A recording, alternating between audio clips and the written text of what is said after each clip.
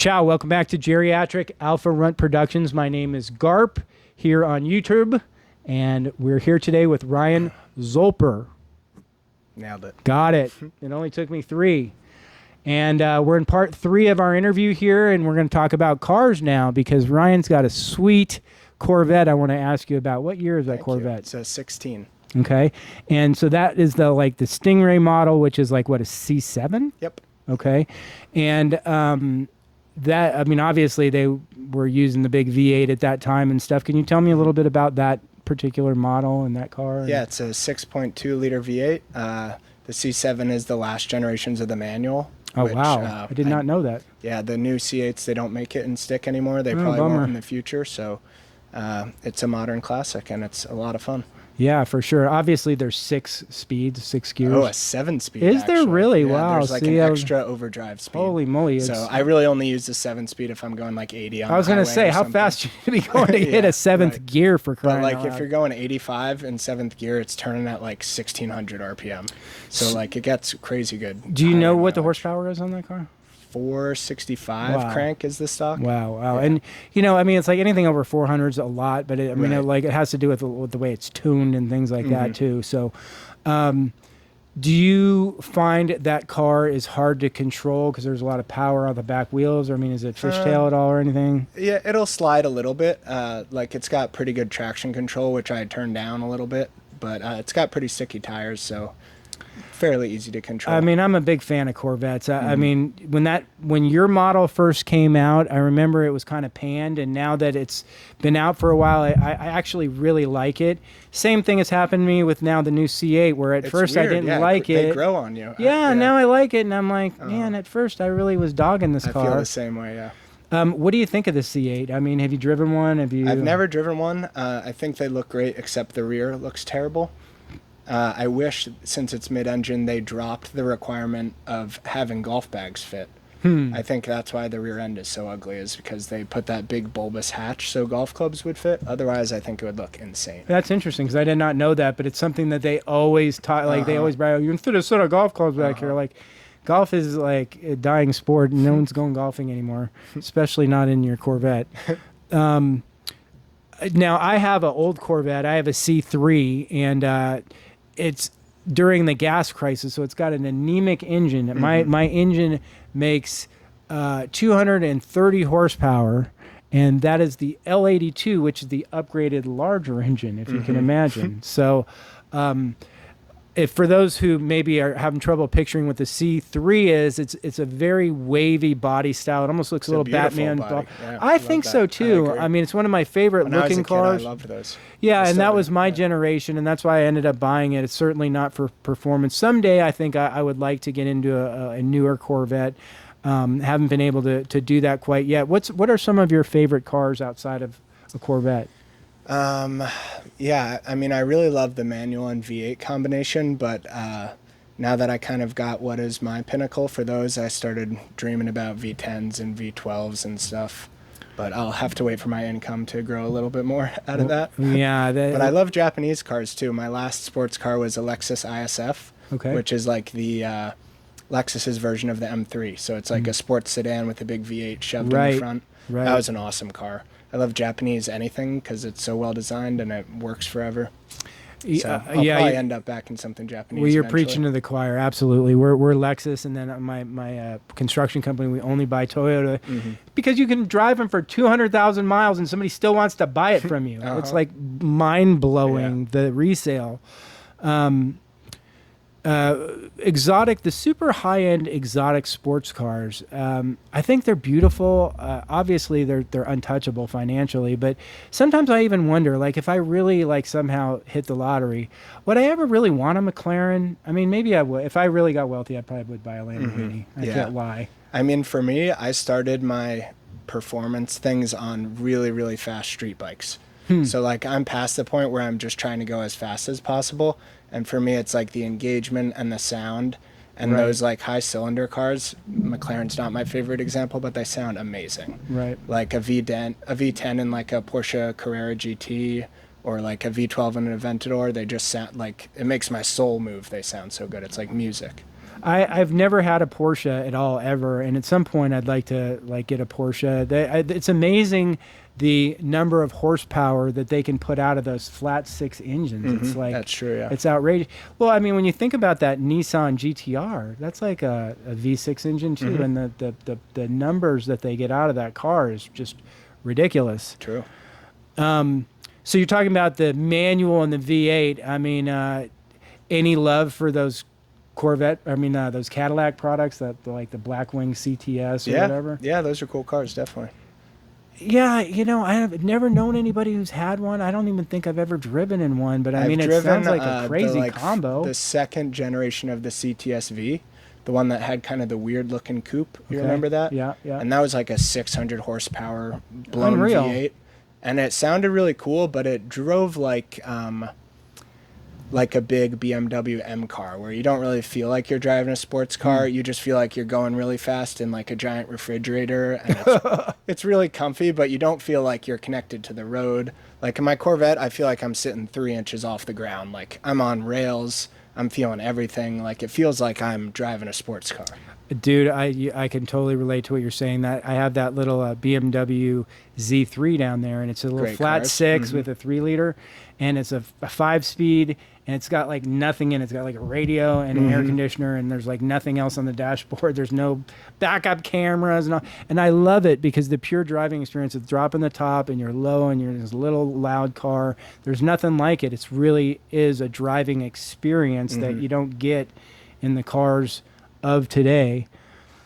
And I think for me, it's the same as like jujitsu or fishing, where it turns off my hyperactive brain. And it's like, even if I'm just driving down the road, I'm dialed in on the road, you know, like I'm checking for traffic. I'm trying to make my shifts perfect. I'm not thinking about anything else. And those things bring me a lot of joy. It's crazy to think that the kids of today don't even know about manuals. They don't want them. They don't drive them. They don't want to know about them. It's almost just another like part of our youth that's gone now. I mean, like literally, kids don't the like car culture is dead, pretty much. It's like, and that's it's all why, just showing off now instead of like like sharing your appreciation. honestly, that's why I mentioned to you that I think in the next 10 years you're going to really see a lot less people driving, because I mean, like the only cars that'll be left are the people who value those cars, because all the average everyday Toyotas and Lexuses and like, unless it's something special that somebody took care of and cared for, it's going to end up in a junk lot at some point. True.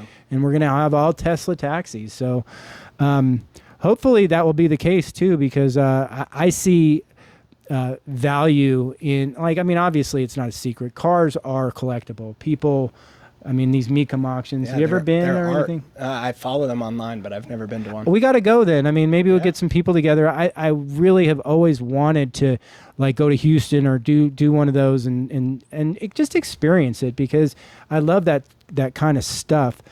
I have a friend of mine who is a high-end collector. He's got Cobras and stuff like that. And he was actually invited by one of these sultans in what's the place in the desert where it starts with a D where they all go Dubai. down? Yeah, Dubai. And they asked him to bring a couple of his cars to Dubai that the Sultan wanted to have him represented in the car show. So Ronnie took his cars there and displayed them. And then at the end, they told him, so how much do you need? And he's like, what do you mean? How much do I need? The cars aren't for sale. And they're like, no, the cars aren't leaving. He's like, what do you mean the cars aren't leaving? He's like, well, yeah, the Sultan's going to buy all the cars that came here today. Hoarders. And he's like, well, you didn't tell me that I had to sell the car if I brought it here.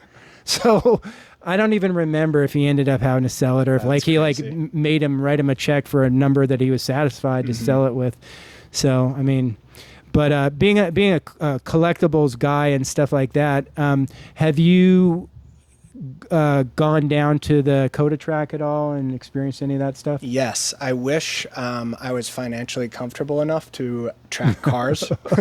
It's an so expensive hobby. I've right. tracked motorcycles a bunch of times, Okay, which wow. is much more affordable. And dangerous. Yeah, I don't ride bikes anymore because all my friends got really crippled, and I Good, started doing like a lot being of married jiu-jitsu, with, so you know, moved on to a new hobby. right. But Yeah, I would love to get into tracking cars in the future, but it's like $1,500 minimum for a half day track It's out even there. expensive as hell to go watch the damn races and stuff. It's Yeah. like, I mean, look, like golf's an expensive hobby. Hobbies are expensive, but car racing and cars in general are just like an expensive hobby. I mean, we know that going in.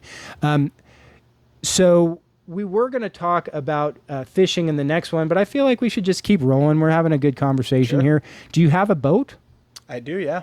Okay, what kind of boat? I have a Taiga Z3, a wow. 2015, which is a wake surfing boat. Okay. And I also have a tiny little plastic fishing boat that I probably use 4 times as much. Oh, wow.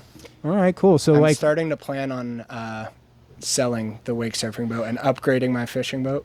can you fish off that wake surfing boat, or you just look like a dumb shit doing that, like on a nice wave not the way I would like to. bringing in bait and all that on a beautiful white. But I've had that boat like almost 5 years now, and it's been amazing. That's actually how I ended up meeting my fiance. Oh, really? Is that I bought my house and parked my boat in my driveway, and my neighbor had the same exact boat.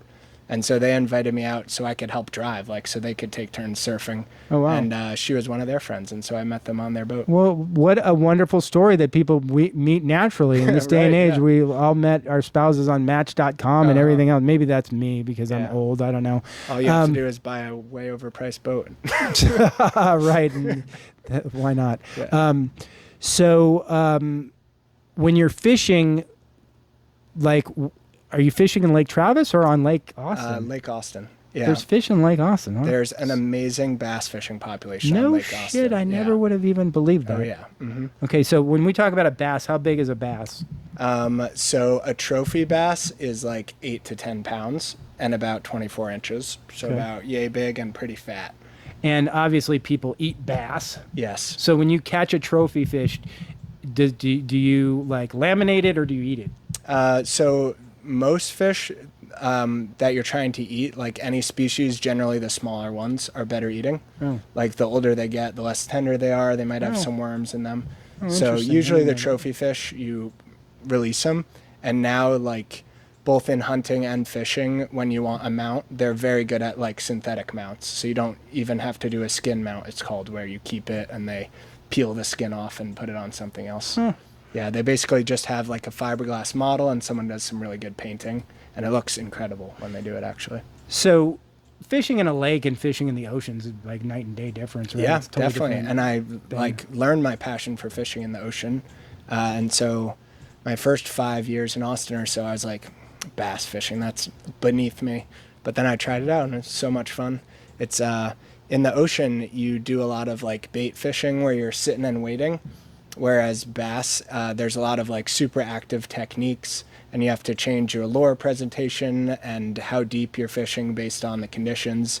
And so it's like very active and engaging type fishing instead of sitting around and waiting. It's So really do fun. bass like stay closer to the top, and that's why you're like doing all this kind of stuff, or like? Yeah, they're like ambush predators, so they stay close to cover. So you're always like trying to imagine that you're the fish and like trying to look at what cover you would hide behind, because they'll just sit behind a pole and wait for things to swim by and come out and pop it. Okay, well that would make sense. Yeah.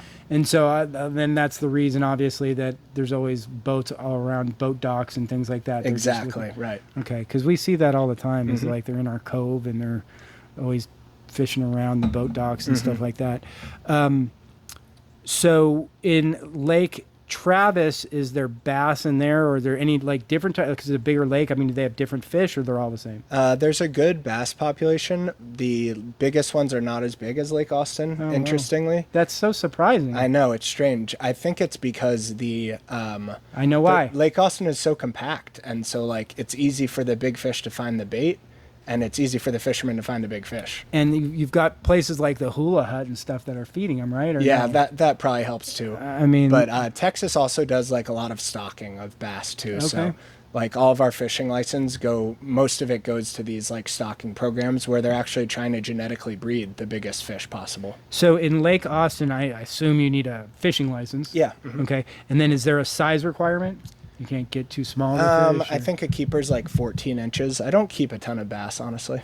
So is there an active like police presence that monitors I mean, Very few on Lake Austin. Okay, so it's some not a lakes big- there are, but yeah. Okay. And as far as like other things that are in the water, I mean, there's obviously bass, but what other fish are in these lakes? The biggest like bait fish are called shad, and those are like can go from like a little minnow all the way up to 12 inches. And the big bass still eat the big adult 12-inch ones. And then there's a smaller population of catfish, striped bass, white bass. So why is it that we don't have, I mean, maybe it's just natural that like the way that the naturally, but how come we don't have alligators here? I mean, I That's hear a about great question. occasionally. My family lives in Florida, so I know all about gators, but yeah, I'm not sure what the reason for that is. Every once in a while, you'll hear about somebody saying that, oh, somebody let a gator into the lake and it got bigger. Now we're seeing an 8-foot gator or whatever, Yeah. blah, blah, blah. Who knows It could if be that's true. like Florida's very swampy and marshy. Maybe they prefer that environment. I mean, since you're from Florida, it's mind blowing to me because you've got so many people living around those waters, and like, do they not have Labradors and stuff? Like, I have dogs. I can't even imagine. How do you control your dog from running in the water all the time? I mean, it's like, I guess something you learn right away, training them, I don't go think near the it's that. water. I mean, 'Cause there's a 'cause- lot of like old people with cute little old grandma dogs, you know, and they live in this pruned senior neighborhood, but it still has ponds with gators right next to their houses. Right, absolutely. But yeah, not sure exactly how they deal with that. So, the topography of Lake Austin, how deep is it? Probably the deepest parts are like 25 feet. Oh, wow, that's deeper than I even thought. Most of my neighborhood, like I live pretty close, like maybe a mile down from Mansfield Dam, and most of mine it's like 12-foot deepest in the middle, so it's Okay. pretty shallow. I was going to say, because I remember like many years ago when they were having that invasive marsh that was growing, they actually It's getting thick dumped again. it. I and actually they- just got interviewed by the cable news. Do you remember that? Yes, A few okay. months ago, and I Right. was talking about the grass. And so they dumped it, and then they cut all the grass out, and then they refilled it. And I was thinking, boy, that would be such a great time to go onto the lake and like with a metal detector. Can you True. imagine how much Oh, drunk yeah. stuff is at the bottom yeah, it's of got to Lake be Austin? crazy. There's actually multiple companies that do scuba diving Oh, just really? to search for stuff. I can imagine because I mean that's a party zone. Definitely. Now, obviously, over at Lake Travis, there's a lot of interesting stuff under the water there because the way they deviated the dam, they've got like tree orchards and all kinds of crazy. Have you Yeah. heard about that? Yeah, And like you know, when the lake goes down, you know, you got to be really careful where you're riding your boat because Oh, yeah. you think you're in the water and you're not near the main islands in the middle, and then all of a sudden Absolutely, you run yeah. across I've been a on Lake Travis damn plenty. I'm tree. yeah, it's crazy. that's growing up out of the. Yeah. I mean, my goodness, man. So, what else can I ask you about fishing? When you fish, you're using live bait then that you're buying. You're not catching live bait, are No, you? I use only artificial lures. Oh, So I wow. use a lot of soft plastics and some hard plastics. too. Okay, and that works good and it fools them, huh? It works great. Yeah, it's definitely harder to learn the techniques, but it works very well. Has technology got better over the like? I mean, like just making these things that look more realistic. Like, I mean, Yes, but probably it peaked at like it started to hit the top of the curve a few decades ago. I also fly fish, which is like so using artificials is intentionally making it harder, and then fly fishing you're intentionally making it even harder. wow. And when you say fly fishing, obviously we're talking that like you're trying to like touch the water, so it appears to be a fly, and then a fish will grab Right. it. So like when I cast a normal bass fishing pole, the weight of the lure is what makes it cast. But when you're fly fishing, the lure is so tiny, it's a fly. It's the weight of the line that's making your cast. So that's why you flick it back and forth You to don't get the line fly speed fish here going. though, do you? Or do you do that? I too? just was at the Guadalupe River on Sunday down What- in New Braunfels. Are those bass that you're looking at for Trout. that too? Trout Oh, there, trout. yeah. Okay. Now is which trout. they're also stocked there. I feel stupid for saying this 'cause I'm not a fish eater, but is trout's eating fish, Yeah, right? good Yeah, eating fish. Okay, interesting. Yeah. So with fishing poles and stuff like that, I can imagine that it gets expensive quick because, like anything, does I indeed, mean, yeah. you get equipment and gear and. Uh-huh. Where do you I'm- go shopping for that? Is that Cabela's? That Yeah, Cabela's Bass Pro. Yeah, I'm pretty good at like not going too crazy with the gear, but that I guess it depends. If I asked a normal person if they thought I had too much expensive gear, they would probably say yes. Right, right. It helps me that I think I have pretty varied interests that I can't go too deep into any one thing because you know I have to balance how much money I spend in every hobby. I wish it was like that.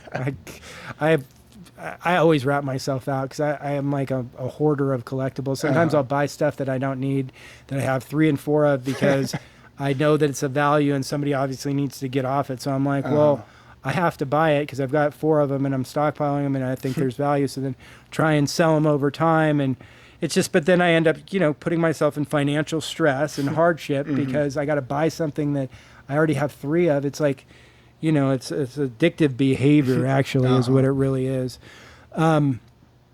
So in fishing, is fishing during the day any different than fishing at night? Do they sleep? Like dawn and dusk, low light periods are the best for fishing for most species. Okay. Have you ever thought about doing any like fishing competitions? I know over by our lake, I see that they do like some fishing. Yeah, we do. Our neighborhood does like a pretty informal tournament, like every other week when it's a good fishing season, and I do that with that group. Cool. Right around the corner from my house, because I live right on the other side of the dam in Marshall Ford, we have that Marshall Ford Food Mart right there. Have you seen it? They recently like renovated it finally because that place was gross. It's like a bait shop next to the gun store. Yeah. Oh my God, that was so gross in there. But now they finally fixed it. Yeah, they fixed it and renovated it. Now.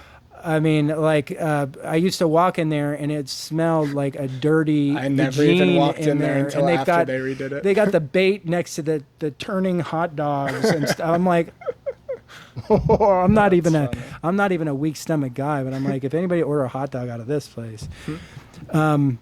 So what else? Now, when people go fishing, is there any places where like the hallowed grounds that like people want to go play golf at the Ireland, yes. the U.S. Open? Like, where do people want to fish? Definitely, yeah. So Holy Land. Bass fishing is weird that everyone's just chasing the biggest trophy fish possible, and so there's a bunch of lakes in Texas that are known for those trophy fish. Lake Austin used to be one of them, like 10 years ago. Crazy! I can't believe before that last grass clearing thing you were talking about. They accidentally killed all the fish. So the population's been coming back and doing pretty well since then, but it's not there yet. But like OHIV is an example of one in like northwest Texas that is super popular. What's the life span of a fish approximately? For bass, it's like 10 to 15 years if they don't get killed. Interesting. That's longer than I would have guessed. Yeah. That would be a good question. How long does a bass live? Who would know? I would be the only one that knows that answer. All right. So before we wrap up this stuff, any like words of wisdom or any special like cool stuff that you'd want to share with the audience about like your fishing hobby? I mean, like something important or? I don't know. Well, I guess a thought that came to my mind is that fishing has the same benefit as jiu-jitsu, which you were talking about. That like you can go anywhere or meet anyone, and a lot of times they share that interest with you. So you were in our first section about jiu-jitsu, one of the things that I didn't get a chance to say is that one of the coolest benefits that I didn't expect is that I could go on vacation anywhere in the world and find a jiu-jitsu gym and be welcome there and make friends. Right. And it's the same way of fishing. Like you can go to Hawaii and go out on the beach and start casting, and you'll meet another fisherman and like share the same terminology and the same languages, and it's just like easy to meet good people that way. That's fantastic. That's good to know. Listen, I have really enjoyed our meeting today. Thanks so much for coming in, Ryan. Thanks, Tony. Yeah, that was fun. Again, as I always say, like, subscribe, share, comment, help us out. Hit that Thanks bell. so much for watching.